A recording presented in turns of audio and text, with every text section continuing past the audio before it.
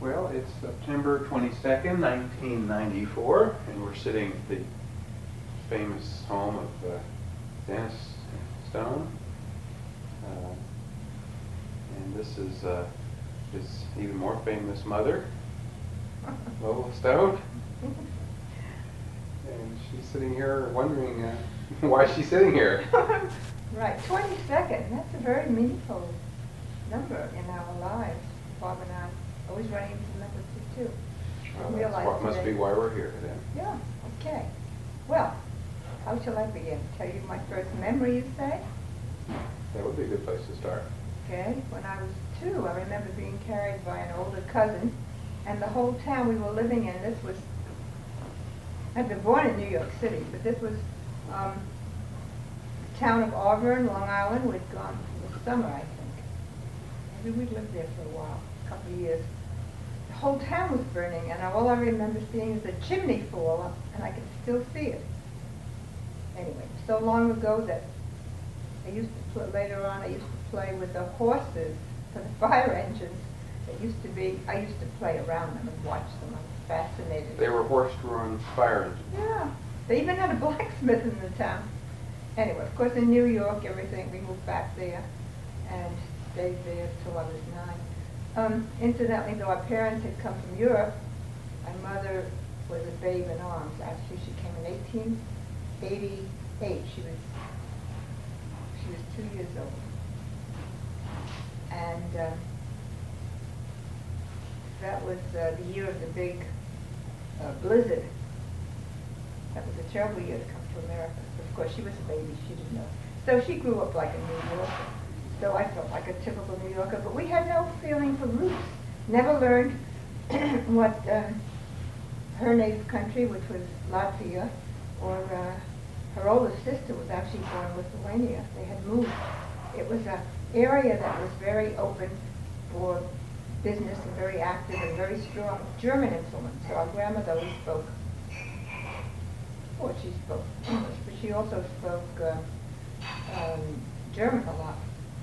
And it was because of Germanic influence. So my mother was born in Libau, which is not the Latvian name. That was the German influence name. It has another name, south of Riga.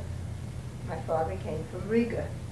So they met in America. He was sent from Latvia all the way to South Africa, Johannesburg, to his mother's brother, to escape the Tsar's army. The Tsar would have taken him for 20 years. They'd taken him, but she didn't want that to happen. And when he finished his education, well, around age 24, he came to America, where his family had already gone. So he hadn't seen his family from the age of 15 to 24. He had a big family, too. Anyway, they met in New Jersey again. But there never was any talk of the old country. So when my father came to America, he was very British. Very British accent in every way. His whole thinking was typical British. Because of the South African experience. Influence. Yeah. And he had very good taste in books and music, and we were very lucky that we thought a tyrant, and brother Arthur wasn't too pleased about that. He suffered the brunt being the middle kid. My dad used to read to us these one, even Jane Eyre and all that. When I remember when I was 11, a little above my head, but I liked it. And he'd always have good music, and good books, real good books, always around. So we were lucky that we had that. Of course, Mother was always painting and writing poetry and very creative. So we had a good cultural background. And what do I remember else? Let's see. Early memories. Well, I can remember when I was a kid, I was not conscious of being an individual. But my mother bought me a hat. I stick it on my head. I wouldn't look in the mirror. I mean, I was just connected to everybody else. And it took me a long time to get separated, but then when I got separated, I lost this wonderful feeling of connectedness. It took me a long time to get back to. That's another story. So let's see. We lived in New York, and I remember watching a few memories. Gang fights down the street. They take socks full of white flour and whack each other. I also remember at age... What kind of gangs? As kids? Oh, well, boys gangs. You know, we're always warlike, right? Anyway. Today they use real guns. Oh yeah, today they do. Well, I would have used them then if they had them.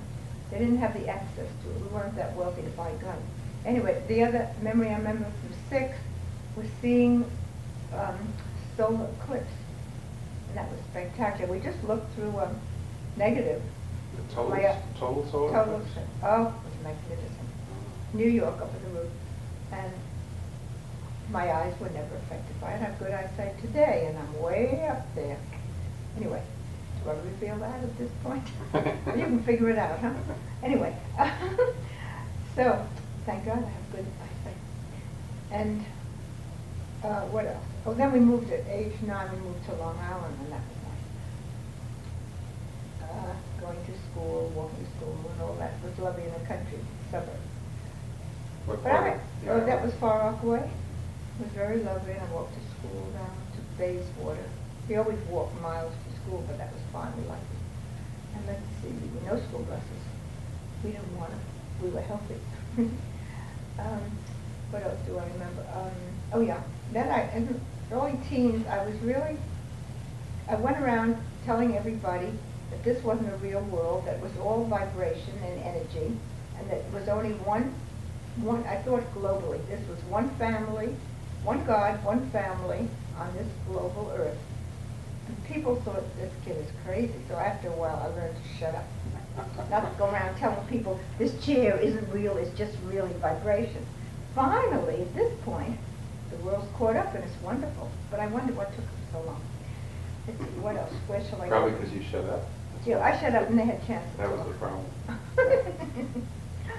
So let's see. Of course, I became a model when I finished high school. I didn't want to go to college. I wanted to go out in the world. I wanted to be a designer. The easiest way is to become a model. But when I did have the chance, fashion modeling, photography model, even billboards with me in a bathing suit all over America. But I was trying to get into fashion. When I finally had the chance and I saw what 7th Avenue was like, I turned tail, decided I'd go back to school. So I started what taking. happened? What was wrong with? It was too penny pinching commercial. I can't. Well, the fashion mercenary.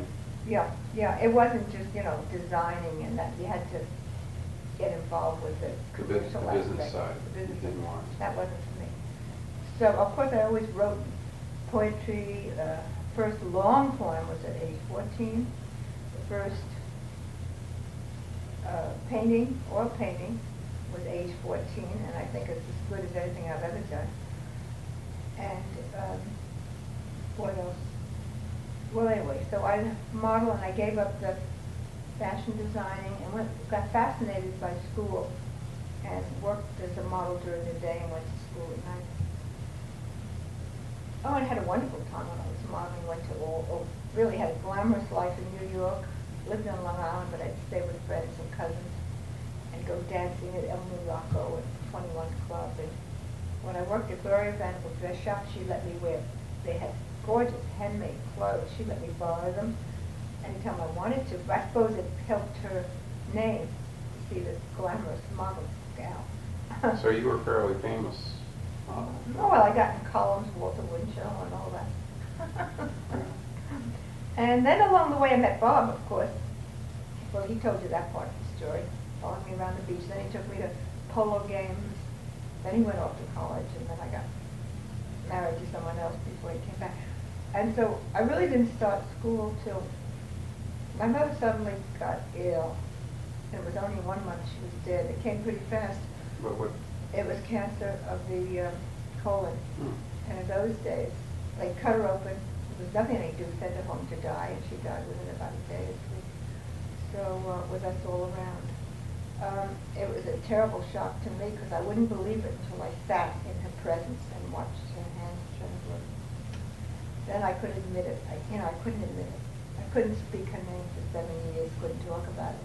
I kept it buried inside. You feel guilty because you weren't as nice to your mother as you should have been.